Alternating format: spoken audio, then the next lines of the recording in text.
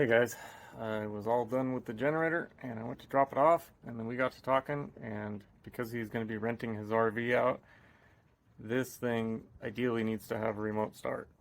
And I'm going to put a hour meter, Hobbs meter counter thing on it.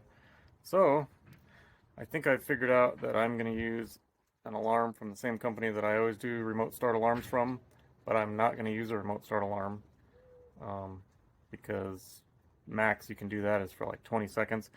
So it has to be even dumber logic than that, but I think I figured out a way to satisfy all the different things it needs. So the hardest part is going to be doing this choke. This choke needs to come on when it starts. And I'm going to be able to program that for a 3-second lock pulse, which I'm going to turn in through relays to a starter and a choke pull.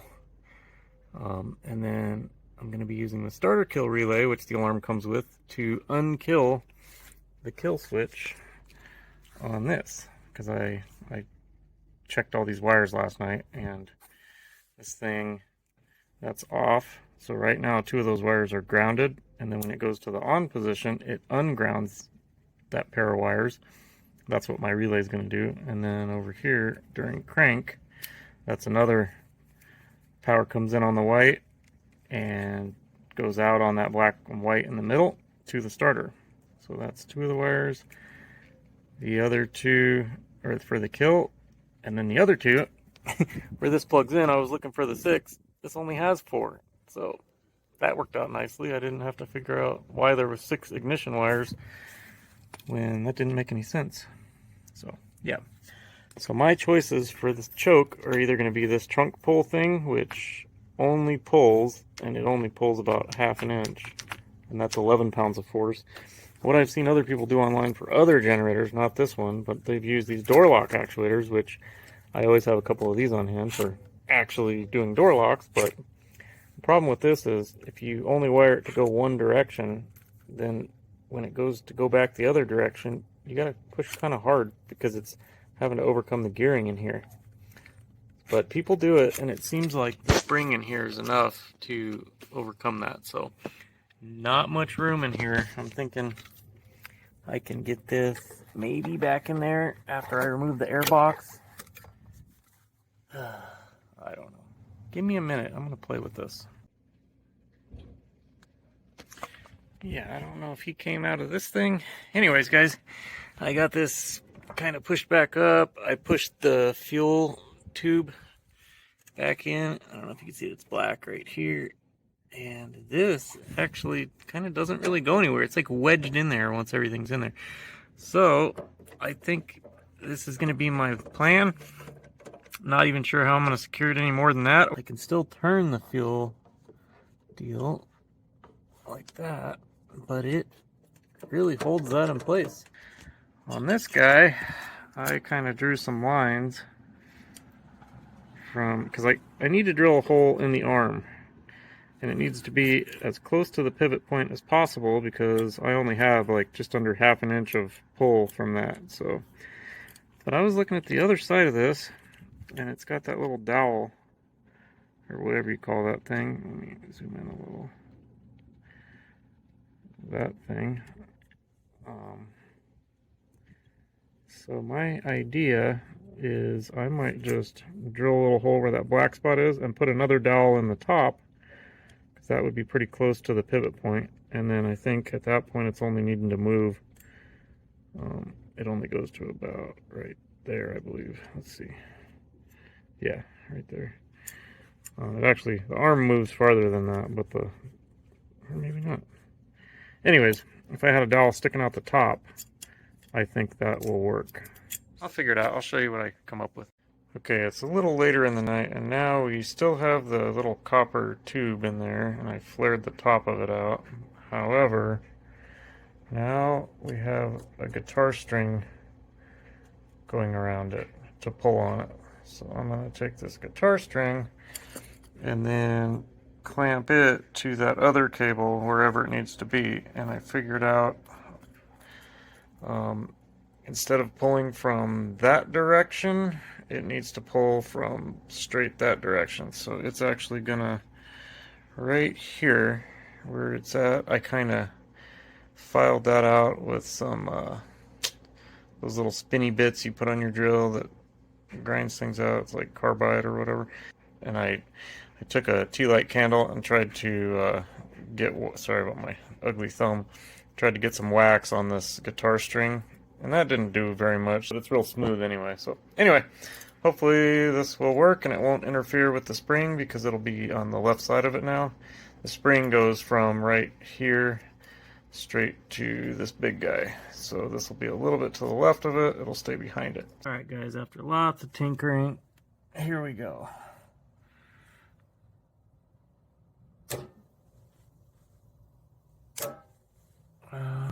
Can you see in there? Probably not. Okay. Trying to get that flap all the way closed. Like that. And I also doubled up the wiring because when we were touching it, even for only 3 seconds, it was getting hot. So 18 gauge wire is apparently not enough for that solenoid. Alright, I'm going to put the airbox back on and hopefully for the last time. Fingers crossed. Thumb, whatever.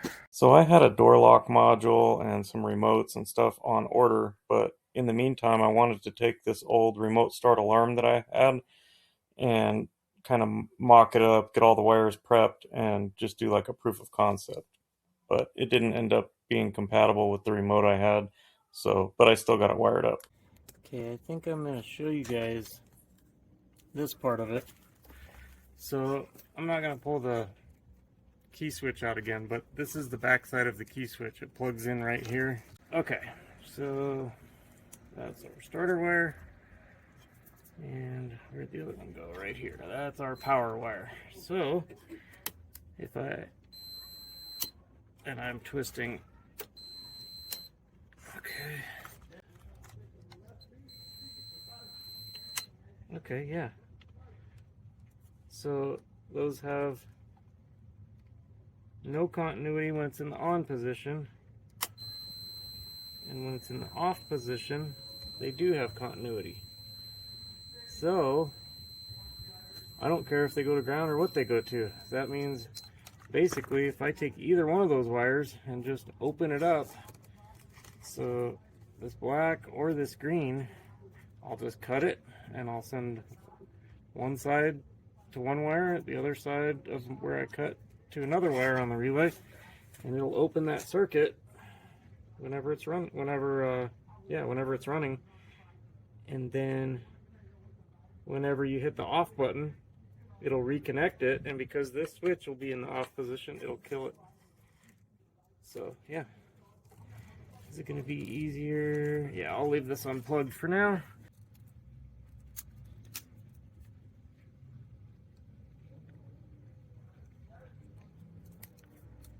Okay.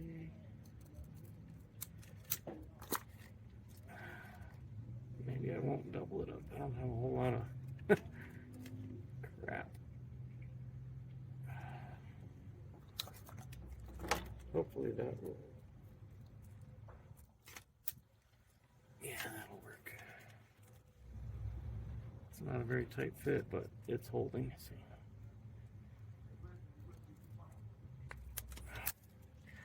So that's my start wire. It's not very thick because I think this wire just goes and triggers a relay probably.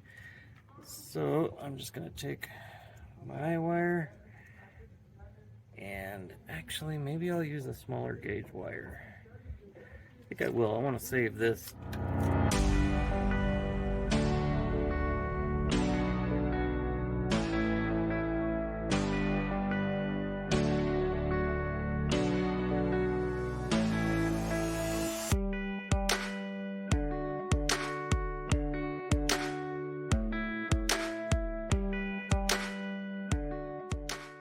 So what I've done here is I cut the green and I ran this red and white. That is this relay right here. And when I arm the system, hit the lock button, it will open up that green wire. And if it works the way I want it to, that will trick this thing into thinking the key is on. And the only other wire I attached to is this black with white stripe, and that's this wire, and that is just going to get 12 volts to hopefully trigger the starter solenoid and crank it for 3 seconds.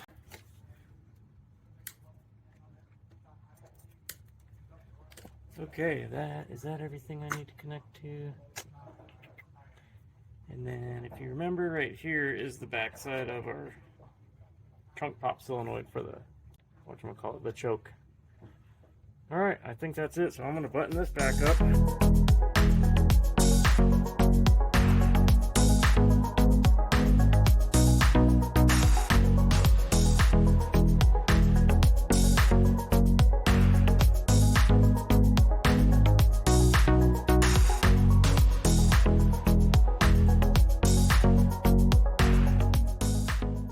Well, like I was saying earlier, I was trying to hook up this remote start alarm just to kind of see it working.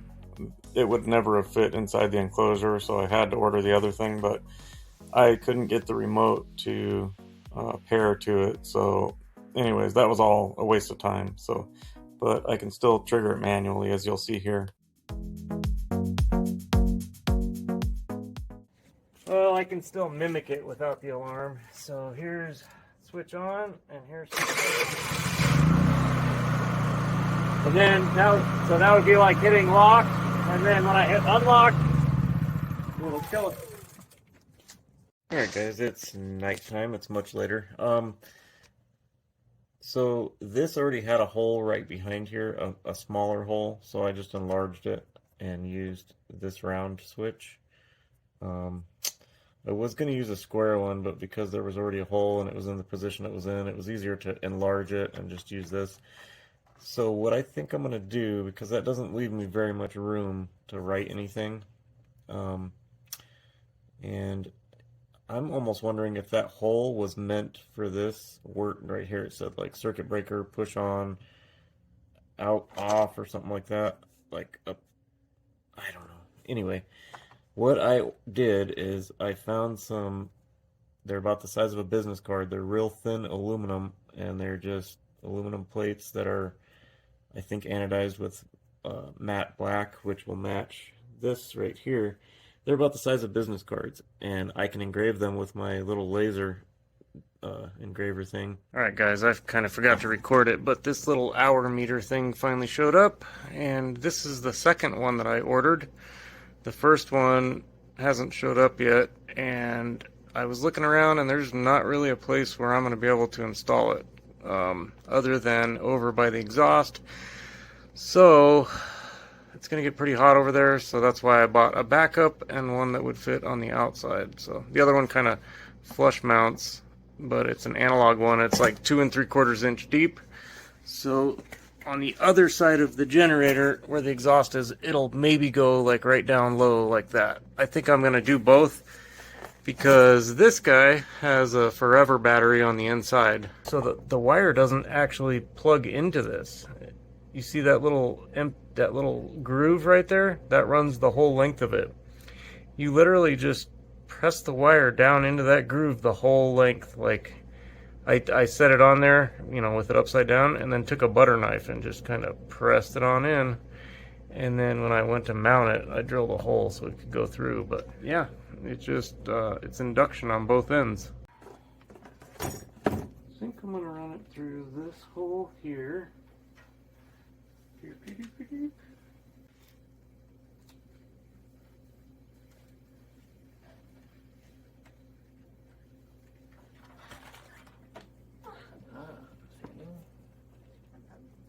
Look at this beautiful baby. Hey, princess. What you doing?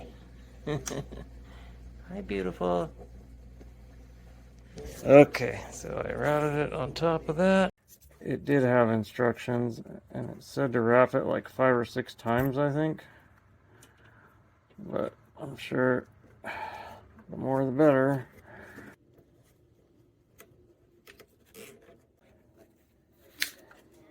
Okay, and we'll put that back on there and see if this goes back on. Oh, nice. They put a little groove in there just for me.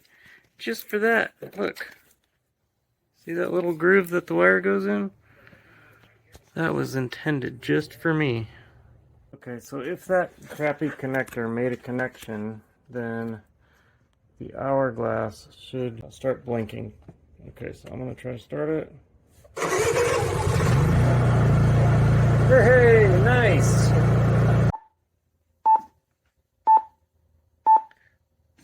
Oh, I guess I need to put my glasses on. Hold on a sec. Before I go blind here. So, my little cards showed up.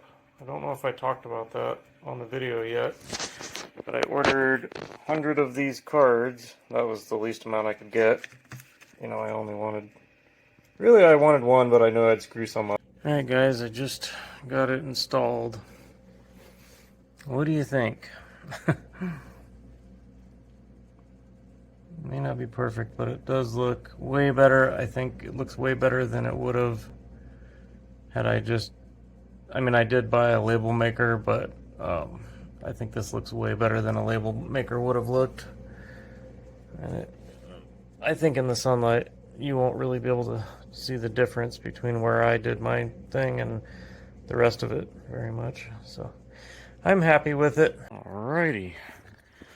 Made in China. Perfect. That's what we like to see. Oh, cool. I didn't cut my thumb off that time. Alright. See how deep it is?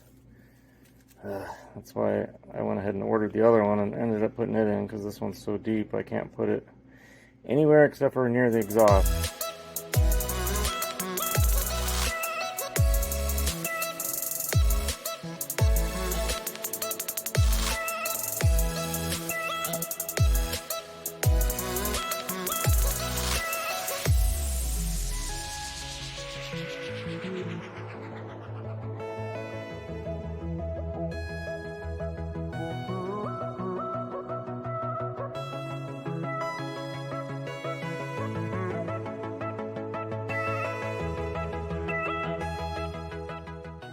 Just starting to sprinkle, so I got it in here just in time. But yeah guys, that took hours just to mount that right there. That's a lot of work, so that should be a last resort. I think it'll be fine with the heat because I got it's outside of the heat shielding the way I did it. But any more to the left, it would probably be exposed to the heat. But doing it this way, you got to pull off both sides because you still have to wire it on the other end. But you got to pull off the grill, the outside part, the handle, the insulation / heat shielding, the bottom bracket here, and that's just to mount the thing. And then you still got to figure out a way to wire it. I went underneath, put a bracket there, went inside, put a couple sticky brackets there. That just gets you over to this side.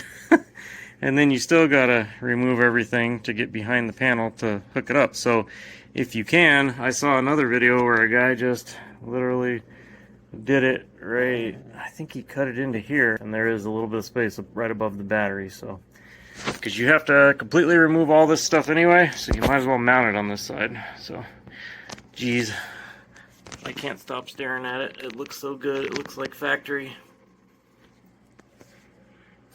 If you guys don't know what I'm talking about, I made all this last night. Pretty cool, huh? Alrighty guys, I will see you Monday when the alarm shows up. Hey guys, the day has finally come where the alarm, well, the door lock module and the remotes and everything showed up. The only thing I'm waiting on is a timer relay, which I just ordered last night because I was looking at the schematic for this stupid thing that I bought, and it's not programmable like all of the other Excalibur alarms that I normally deal with. Normally you can go into programming and change it for up to 3 seconds for a lock pulse. This just has a little jumper on here somewhere. Right. Come on, focus. Right there. If you pull, right now it's set for 0.8 seconds, but if you remove that jumper from those 2 pins, it changes it to 4 seconds. And that's too long for this thing to be cranking, because it'll fire up in probably less than a second. Maybe 2 seconds. I don't know. It'll be adjustable with that thing that I ordered last night. So, but what I was gonna tell you is it's actually probably cheaper, instead of ordering it a la carte like I did, to just buy any alarm kit that comes with remotes that has door locks and starter kill output. That's all you need to make this work. So yeah, I probably could have saved a lot of money just by doing that. And you get a siren, a valet switch, an LED, probably a shock sensor. You get all kinds of extra stuff, and it's cheaper. All right, guys, as you can see, the alarm brain will fit inside here right above the battery. That's why I had to choose. I couldn't use one of my existing ones because the alarm brains that I have are much bigger for like remote start. So I'm gonna go ahead, and this gives a pretty long antenna. You want to keep it away from metal as much as possible. Now, we're not going to be able to do that very much, but this is plastic, so I think I'm going to take some of these like stick-on clamps that I have, and what this plastic thing does, it's just for looks. It basically fills in this gap right here when you slide it in, so it can only go right there. So what I'm going to do is use my little clamps. I'm going to clean the backside off with some alcohol, and then I'm going to kind of use my clamps to go up and across here, and that'll be better than putting it directly on the metal. I know it's not real far away, but it will help.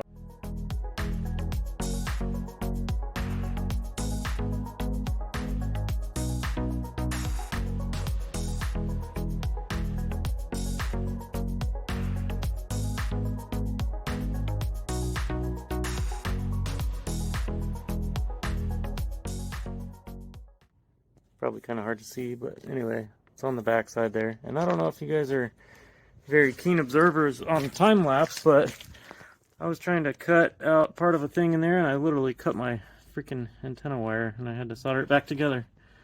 Oh my gosh, I can't believe I did that.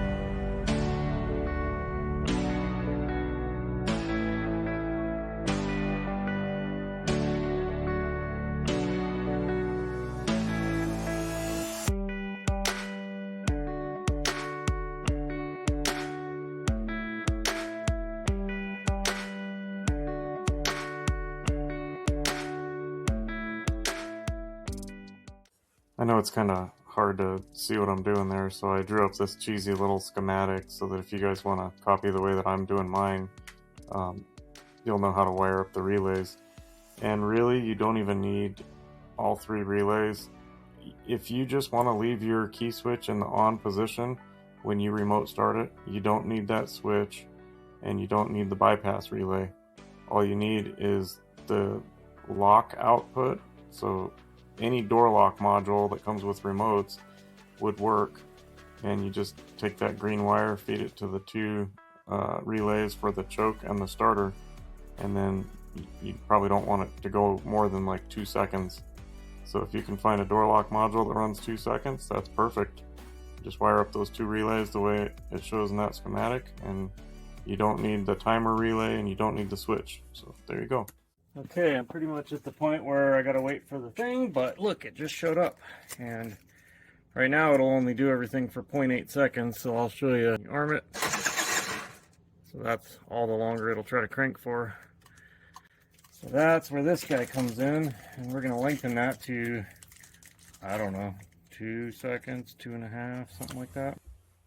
So this relay timer didn't exactly work how I thought it would. So what you need to do is, if you're gonna use it, you need to program or select with a jumper, however your alarm does it.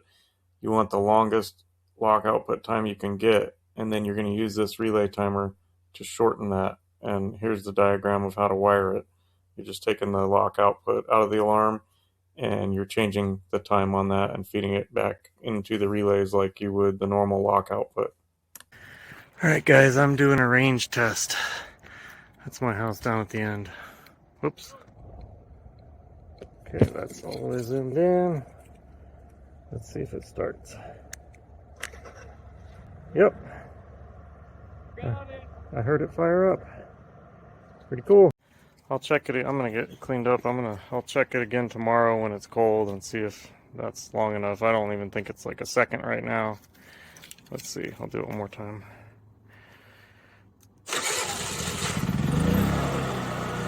So you can hear it when it stops cranking and the RPM goes up because the choke also.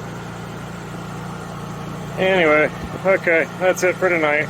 See you tomorrow. Trying to print up some instructions, like a little placard that I could put right here for instructions for remote start. But every time I look at this thing, and then I look away, and then I look back, it's dragging the card. So I'm wondering if, because it's so concentrated on these lines, if it's the heat is like bending the card, and then it's grabbing it and moving it. That's the only thing I can figure. Look, it's doing it again. What the f?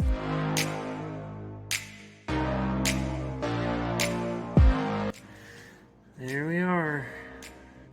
I also like to leave a label of what was done when, so if I'm not the next person servicing it, somebody knows what's been done at what time.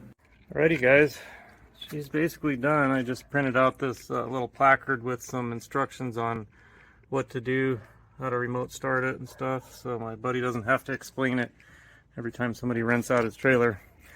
So I want to try it today now that it's cold, because it might not fire up right away.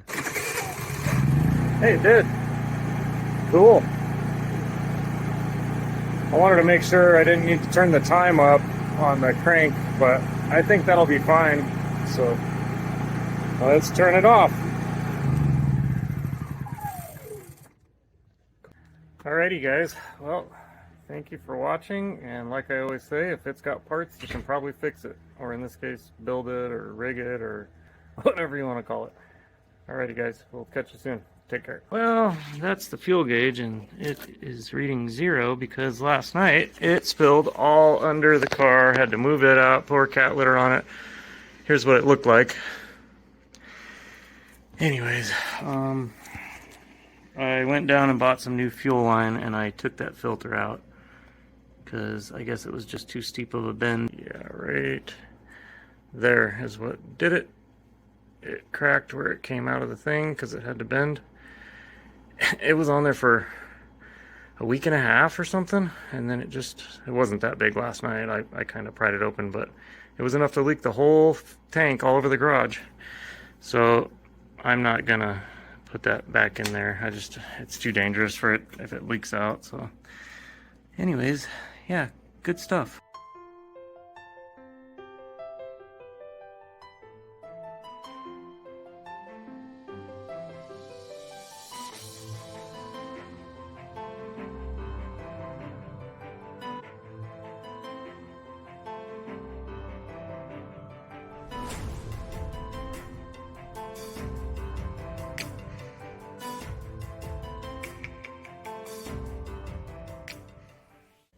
Alright guys, one last cold start to finish off the video. Oh, I gotta turn the gas on.